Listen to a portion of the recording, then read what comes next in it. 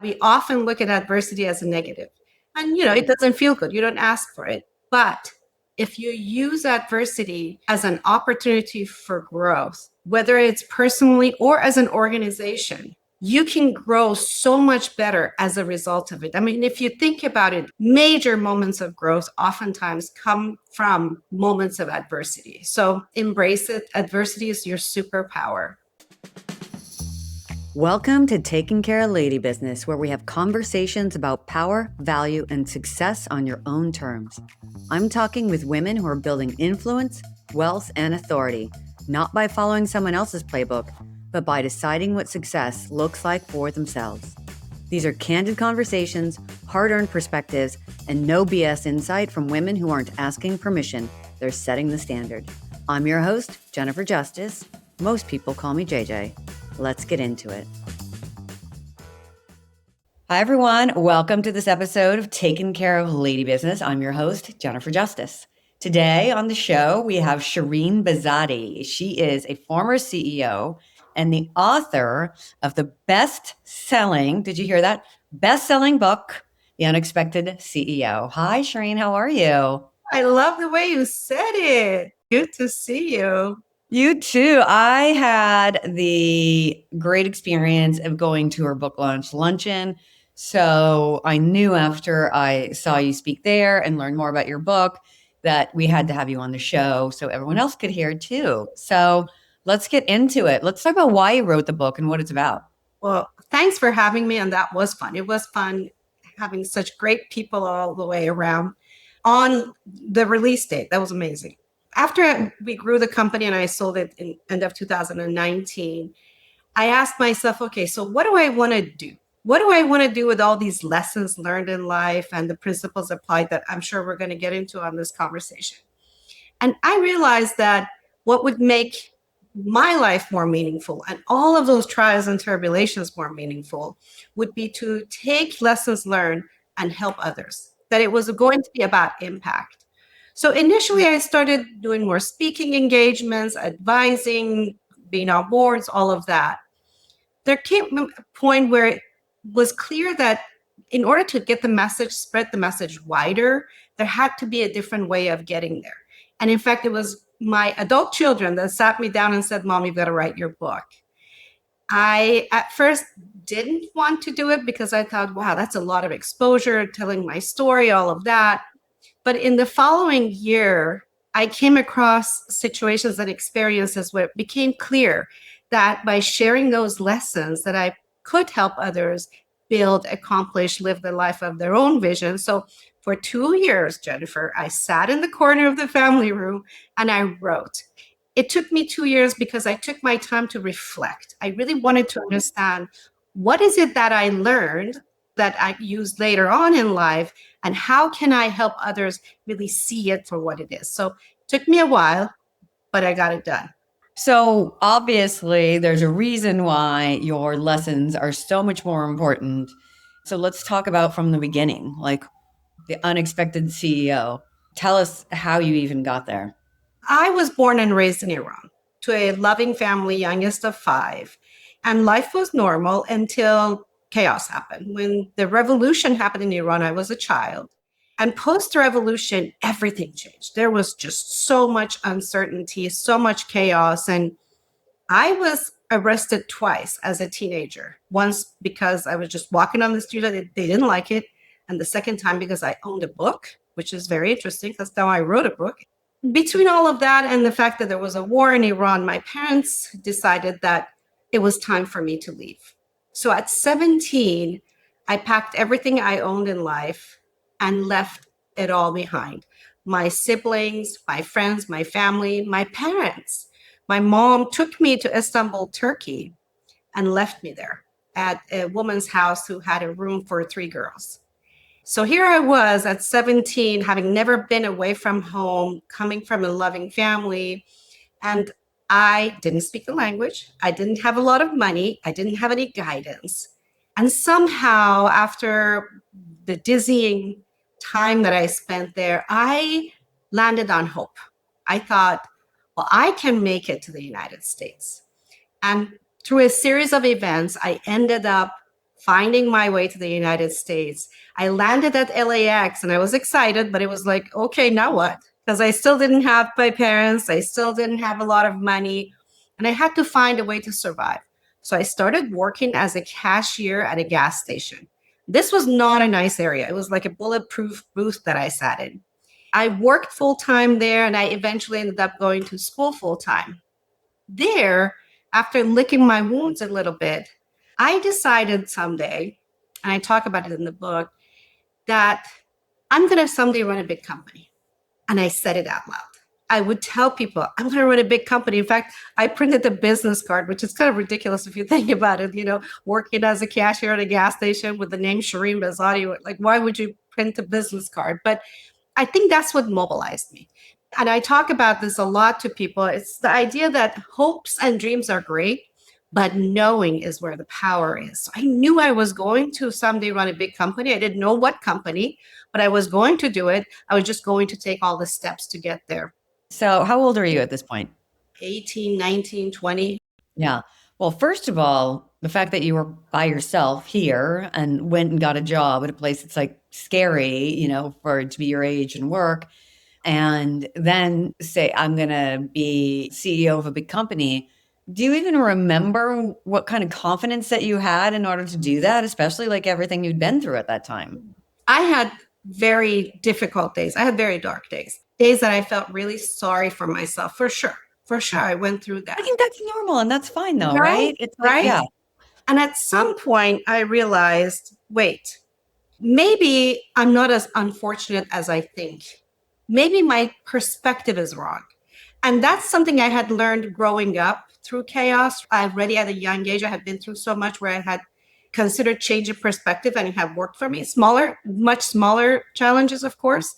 And I thought, well, why don't I just change my perspective? How about rather than thinking I'm unfortunate, maybe think I'm fortunate because now I can do something with it. So I think it was more of that, more of why don't I shift this? Because the only way I can do something different in life is to believe that I can do something different in life. yeah, manifesting it, right? Right? We didn't have the words then, right? But Yeah, that's exactly. Yeah. so I worked full time. I went to school full time. I ended up studying accounting because I thought, well, that's the language of business. So you can now understand how all along I was taking the steps to that thing that I was going to someday run a big company. It just kept pulling me. I was looking for an internship because I knew that the school I went to was not very well known for business. It was a public school. And people said big accounting firms don't recruit from this school. So I was like, well, maybe I can get an internship. Come to find out, internships were even harder. But when I went into the career office to ask for guidance, I remember one of the women that were trying to help said, don't even try. Like, that's not going to happen. This is where I really landed on the idea of you can hear people out, but you don't have to listen to them. So I didn't. I opted for an I internship. love the person that's in the guidance counselor department is like, no, you can't do that. Right?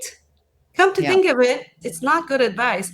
There were only 8 internship positions open for the greater LA area, which is huge. I got one of them. As a result, I ended up getting offers from the back then, the all big 8 accounting firms. I started working for EY. Loved it. I was doing really well, got a lot of good feedback. But at a point, when I looked at the trajectory, I thought, whoa, I don't know if this is what I want to do for the long run because I was going to run a big company and that didn't seem to be the career choice for me. So it was a very, very difficult decision to make for someone with my financial insecurity to step out of a position that was that secure after a few years, of course, and move on. How did you know that you wouldn't become the head of Ernst& Young? A couple of ways. One is, fortunately, today, accounting firms are so great and EY is so great with women, but back then there weren't many. There were only a handful, if that, of women that I could see ahead of me. So expectation is a big deal. When you don't see someone ahead of you, you go, what are the chances of me making it? I could have. That's definitely a possibility. But for me, I didn't think that was the most probable route. Plus, I felt like I had this itch of call it entrepreneurship. Like I want to be a part of something that you build from the ground up as opposed to an existing organization. So I did leave with a very heavy heart. Like I literally remember sitting in my car and crying for making that decision, but I did. And so I went and worked for one of the clients of Ernst Young because it was open that I wanted to move on and they were helpful with that. There, I learned a lot about operations. And when the position opened up for CFO, again, it was not necessarily the path that I was on because I wasn't the controller, I wasn't in the accounting department. Yet I still went in and opted to ask for the CFO position. And I was very pregnant at the time. So I got it. I remember talking to the CEO, who I love to this day. I acknowledged him in my book. I did say that you and I both know I make a good CFO. And he said, yes, you will. So there again, I learned a lot. It was a fairly good sized mortgage bank. When we sold that mortgage bank to another bank, now I had been at EY, I was CFO. I could have taken another CFO position. I said, well, this is my chance to go out on my own. So I did. I was what we today call a fractional CFO, but we didn't know about it back then. I just thought, wouldn't there be companies that could use someone like me? In that process, I came across a company that was relatively small, and that's where I stayed for the next 20 years. And that was our journey of building the company. It was a company in the franchising of home improvement products. It took a few years for us to land on what I call the secret sauce to start growing. From there, we thought maybe we're good at franchising. So we started yet another brand and an umbrella company. And years later, of course, I brought in private equity, partnered with them with the private equity partnership. Everybody else was bought out. So I stayed on board and helped to grow the company to the magnitude that it became, which is a platform of brands that work synergistically together. So what we had grown for all those years, for the next 4 years, we better than doubled. So by 2019, as we were getting ready to sell and exit, our franchisees were operating out of 12,000 cities and installing 17,000 units a week. Amazing. And when did you become CEO? That's when I brought in private equity. So it was about 2013 that it was obvious it was time for us to make some changes. Companies get to a point where people have a desire to move on or just don't want to do as much anymore. So that's when it was time to find private equity, which is another whole story because when I went in to bring in private equity, my understanding was then, and I believe it still is now, unfortunately, only 1.8% of private equity backed companies are run by women. But not only did we bring in hundreds of millions there, then because it wasn't a small company, I have since been involved with altogether transactions that are about 900 million. So learned a bit about private equity. I can imagine. I mean, that's still only what 12 years ago, and nothing has really changed that much, right? With those kinds of numbers, unfortunately. Wow, that is an amazing trajectory and story. So then finally you wrote the book and you have these lessons to share. So talk a little bit about each one of them. One important experience that I had through this journey was life-threatening illness that I experienced in 2009. I ended up having brain tumor that was lodged between my optic nerves and could only respond to surgery. So 10 hours of brain surgery later, that was done endonasally. And a week after that, apparently it had failed. So I lost all of my spinal fluid in my skull, which would have been sudden death. And it was very touch and go. We had another emergency surgery and then every day, morning and evening, checking out to make sure that the spinal fluid is building. It was very, very challenging. Because of that experience, once I started healing, I realized that I couldn't really keep my balance too well. So I had to really start to find my balance walk and learned about one step at a time, applying myself to creating a North Star that was seemingly small, which was like, can I go around the coffee table? Learning to do that. I slowed down only because I had to and observe. And the reason why I share this is a lot of lessons that I learned and lessons that I reflected on applied to that experience as well. In fact, I believe life before and life after are significantly different for me. It was a gift I never asked for, but one that changed my life. One of those major principles, which again, when I was writing the book upon reflection, I realized it applied across the board to so many places in life, professionally and personally, is adversity. That we often look at adversity as a negative. And, it doesn't feel good. You don't ask for it, but it is a superpower. If you use adversity as an opportunity for growth, whether it's personally or as an organization, you can grow so much better as a result of it. I mean, if you think about it, even anybody listening to this, if they really reflect on their lives, moments of growth, major moments of growth, oftentimes come from moments of adversity. So, one of the major lessons is embrace it. Adversity is your superpower. I do have lots of principles that I share in there, but another big one, if we're talking about the ones that stand out the most, is what we talked about earlier, which is having a vision is amazing and important, but knowing that it exists, expecting it to happen, is where the power is. As I said, in my recovery with my brain tumor, maybe my vision at the time was, can I go upstairs? That's okay. That was important then. When I sat at the gas station, I thought someday I was going to run a big company. Well, that was a multi-decade vision. But the idea that what you set out to accomplish, if you really believe it and envision it, it'll happen. It may not happen exactly as you plan it, but it does happen because it really focuses all of your life energy towards it. So adversity, good. So then you build on that. And look, I think many women understand adversity in the Oh, workplace, yeah. right? It's like we get it all day long. But after a while, how do you make sure that second point, that no, is going to stay positive, right? Because after a while, you kind of go like, oh, what, like, you can get depressed, right? You can move toward the Yeah. negative. Yes. I agree with you in the sense of a lot of women experience this and understand it totally. That's part of the reason I think that this book has been so well received, is because, and I've heard that feedback, that it is a business book, but it's a human book. Like, it's about human experience, what we deal with. So there's so much more that connects all of us. I think to expect the path from where you are to where you want to go, it's never a straight line. There's going to be setbacks and there's going to be ups and downs, and you're not expected to be optimistic. And every time a challenge comes up and go, oh great, a challenge, I can go through it. That's not realistic. It's about knowing that sometimes you have setbacks and you have to sit down and lick your wounds. I've been in fetal positions. It's okay.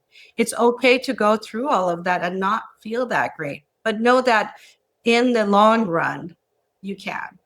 It's also what you were saying earlier about Ernst and Young, and that is being honest with yourself. Being very honest with the situation and seeing there are no women at the C-suite. So the probability of me breaking through is probably very slim. Do you think you could do it? Yeah, maybe. But how long would you have to wait? And do you want to go through that much more adversity? Or do you want to go where a place where you know that you can become CEO? Yes, the question is this for me? My peers at the time, many of them did move up the ladder and stayed there for decades, and they're happy to this day, and I'm happy for them. But to your point, the question you have to ask yourself is this for me? Because just because on paper it looks like the right plan or right path, let me be honest to myself. Do I see myself doing that? So I think that's a very powerful point of view for sure. I love it because that's one of the things, like kind of an intuition or something with the knowing, the manifesting. And there's a big difference between doubt and being honest with yourself. Doubting yourself, or like, oh, am I really quitting because I don't really believe it? Or am I like leaving this job because I know that this is just not my path? It's not for me. Yes, saying no is so important.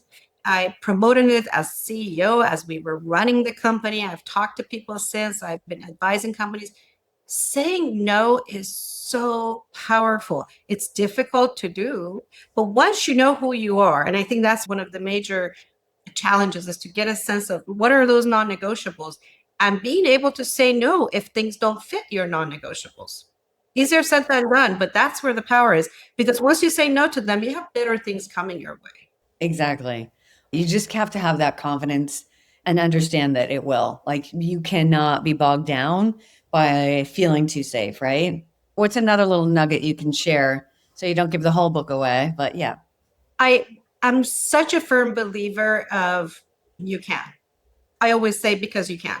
Like I said, when I went in to recruit private equity, everybody said it was impossible, right? Oh, those are high numbers, la, la, la, la. But I looked at it and said, well, if you're telling me 1.8% made it, then why am I not in the 1.8%? The reason why I was able to do it is because I thought I could. Same with the book. When I wrote it, I'm a first time author. And I asked around, and people are like, nowadays they don't do publishers. I'm like, okay, they publish someone. And I do have a publisher. That's not true, because for me, the path was right to use a publisher. Others have done it in many different ways. For me, this was the right path. And it worked out because I thought I could. This is what I promote. You can, because you can. Even if somebody's just trying to manage expectations, like, you can't let that give you doubt or second guess yourself, because you can, right? Because you can. So, is there another one that you want to share? What I mentioned in this conversation, and that is you can hear people out. It is important to hear people out. It's good to hear different points of view because sometimes we have blind spots, but you don't have to listen. Oftentimes we hold ourselves back because it's a voice from someone we know, it's the voice from society, it's common sense, it's statistics, whatever. And maybe it's just a voice in our head we can't recognize. But bottom line is, those voices are reasons why we hold ourselves back, because somebody else thinks something else about what we can and cannot do. Reality is, nobody's sitting in your shoes. They don't know who you are. They can only give you advice to the extent that they understand. And it's where they're coming from. Yes, you can get their feedback, but don't listen. Tune it out. Stay focused on what you want to do and go for it. So, what about going out and getting people's opinions? How do you know? Is it only the negative stuff that you shouldn't listen to? Because, we do want to, like, talk to people about our ideas or help them hone them for us. How do you know the difference between somebody who's giving good sage advice or somebody who's giving advice that's maybe for them and not for you? People are always giving you advice depending on where they are, right? So if I'm giving you advice, it's based on my experience. So regardless, it's always based on the person giving advice. So when you go out there, and I am one to always ask for opinions, I'm all about that. And in fact, even with the company, I talked about one of the first things we did when we brought in private equity is I went through a listening tour. I went around through the organization and I talk to teams and suppliers and customers, because there's a lot of nugget of good information and direction that comes from that. But before you embark on something like that, you want to make sure that you have clarity as to your own core values and principles, what I call non-negotiables. You've got to know that you are anchored into who you are, because then what you can hear from others, you can bounce off of who you are. So if I were to go out and ask for advice and somebody tells me, like they did, for instance, when I wanted to get my book published, well, you're not going to get a publisher, so don't worry about it. I had to think about it. I had to reflect on my life. And I go, many things I've done in life didn't seem like I could do. So why am I assuming this one I couldn't do? So what I heard from that advice was, it's difficult. What I heard from that advice was, I would explore and say, why do you think that is? Why are the hurdles why they don't want to publish someone like me? So that way I could make sure that my pitch and the way I approached what I wanted to do resonated with the publishers or people that are listening to it. So in other words, there are nuggets of good information in advice. You just have to make sure you don't holistically take advice, especially if that advice is about don't. You've got to really, really think about that one. Because it falls completely in the face of you can, right? It's the Right. exact opposite. Well, so when somebody's reading this book and listening to all of these, it sounds so much so like you have to have this, you really be able to listen to your intuition and really, like, in the face of all adversity, to take advice, but listen to the parts that actually work for you. When we're really young, we probably have more bravado than after we've had 10 years of experience in the workplace. And you start to go like, oh, this is going to be so hard, etc. You do to make sure that you were keeping yourself and managing yourself in these kinds of ways, that you were taking your own advice, really, over your Right. career. I fall off of taking my own advice too, like anybody else. That is why I ended up writing a book, because in a conversation, you can only cover so much.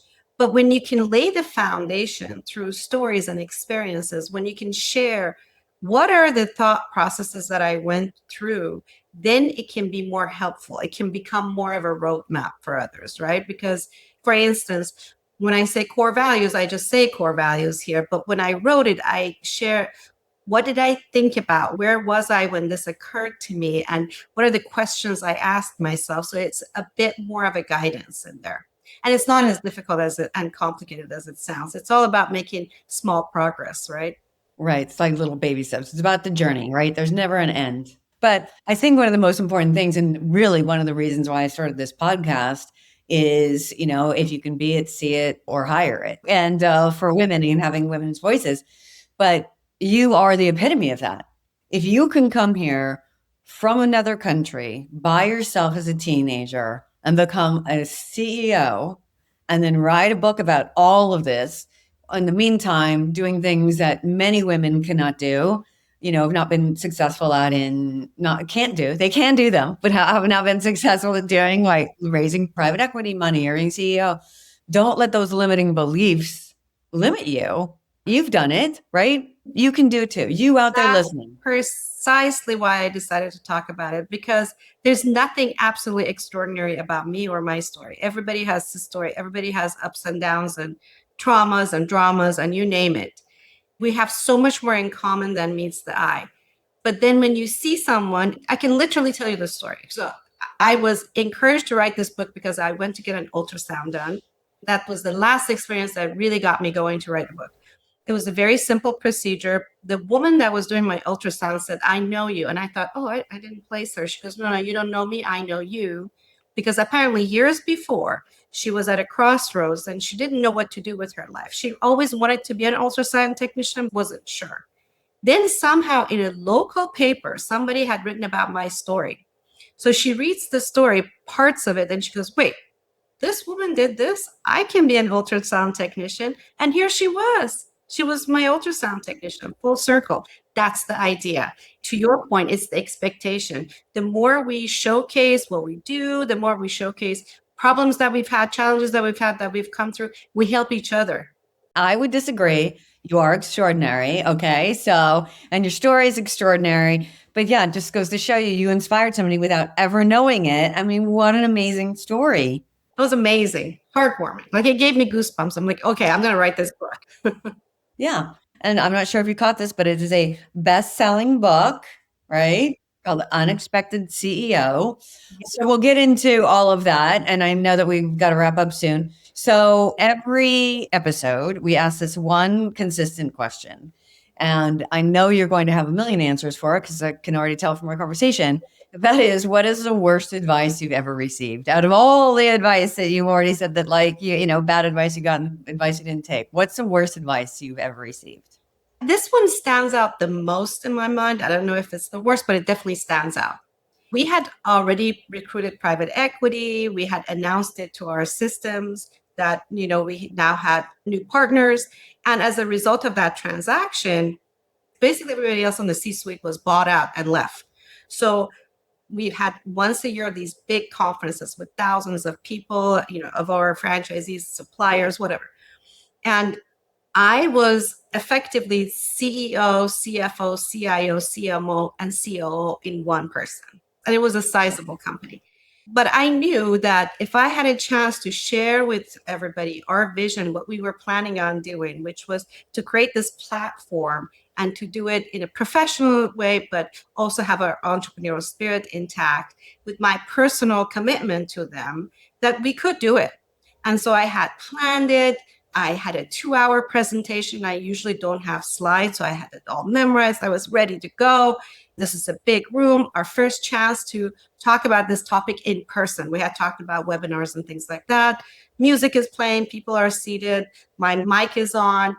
I'm ready for the voice of God to announce my name. And somebody from our own team, marketing team, was super nervous. Apparently, she ran up to me and she said, Shirin, she knew I was going to share some personal stories. She said, Shirin, if you do that, they're going to hate you and they're going to hate what you have to say. This is like minutes before I go on.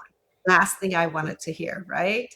So they announced me, I went on, and as I'm talking, this is still, but the good news is so many times in my life, people had said, you can't, it's not going to happen to it, we don't see you in that role. I was somewhat used to it.